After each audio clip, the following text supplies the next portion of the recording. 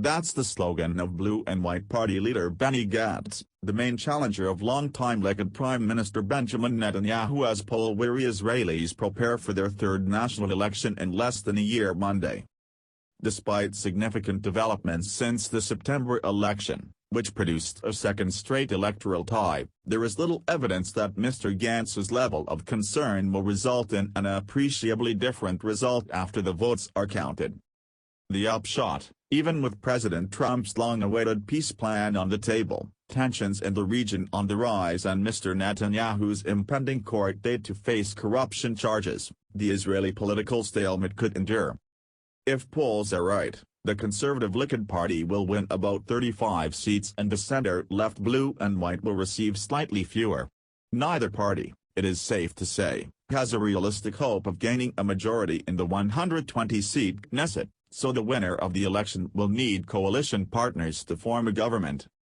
A group of 4 right-leaning and religious parties is projected to win 24 seats, but it still will not be enough to give Mr. Netanyahu a majority.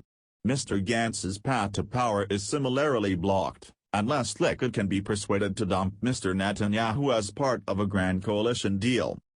With Mr. Netanyahu seeming to gain momentum in the election's closing days, the usually low-key Mr. Gantz, a former army chief, took a more aggressive tone.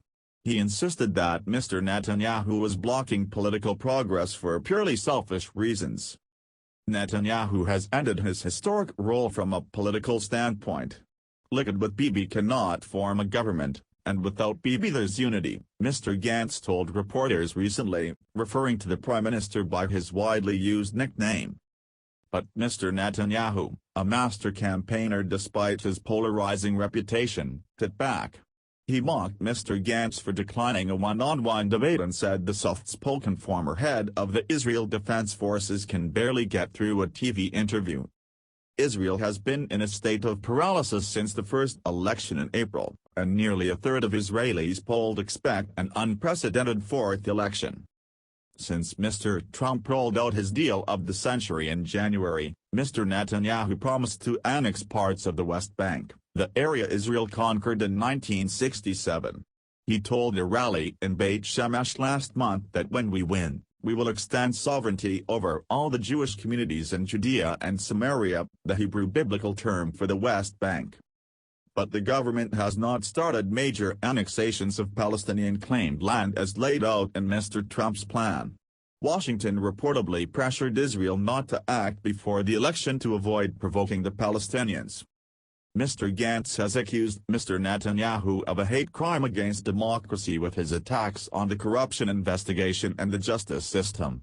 Mr. Netanyahu is under investigation for suspected corruption in several cases and is expected to have a trial soon after the elections, but he has ignored calls to step down and his own party backed him in a spirited leadership battle last year. Struggling for traction. Mr. Gantz heads a party that is heavy on former generals and has partnered with the populist centrist Yair Lapid.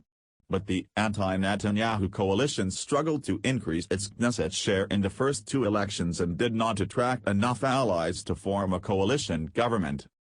Mr. Netanyahu also faced several hurdles in the run-up to Monday's vote. Gaza-based militants from the Palestinian Islamic Jihad, a movement backed by Iran, fired almost 100 rockets at Israel to protest the Trump peace plan and the planned settlement expansions. The rockets were intercepted by Israel's Iron Dome air defense system. Senator Bernard Sanders of Vermont, the Democratic presidential frontrunner, launched a harsh personal attack on Mr. Netanyahu at a recent primary debate. He called the Israeli Prime Minister a reactionary racist and vowed to skip the annual Washington gathering next week of the American Israel Public Affairs Committee, a pro-Israel lobby. Mr. Netanyahu has promised to move ahead with delayed annexations outlined under the Trump peace plan if he wins a decisive victory Monday.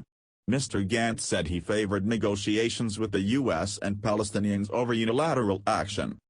As in the past 2 elections, Avigdor Lieberman, a former defense minister and one-time Netanyahu ally, could hold the keys to the prime ministership. His Yisrael Beitenu party could have the balance of power in coalition negotiations, and his refusal to accept Mr. Netanyahu as the head of any new government has torpedoed all efforts in the past year to construct a workable government. In April last year, Israel had 5.8 million eligible voters. Today, there are 5.9 million eligible voters out of the 9.1 million Israelis. Turnout may be one more wild card.